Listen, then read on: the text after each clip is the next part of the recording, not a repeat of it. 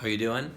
Giving you a hello from my porch studio. I've set up this temporary studio at home because there's a chance that the one down at university may be unavailable later. So I thought I'd give you a quick hello and show you what I'm working on. Going over to the larger painting, you can see that right now I'm just working out the various geometric plot points where some of the more opaque color will exist across the painting. I've got 3 points where it originates from here.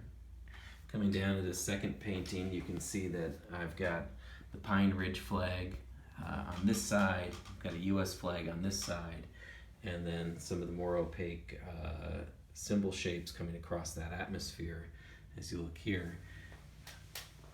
This porch usually just has this little painting that my mother made probably when she was about 8 years old, but it's maybe 10 years old.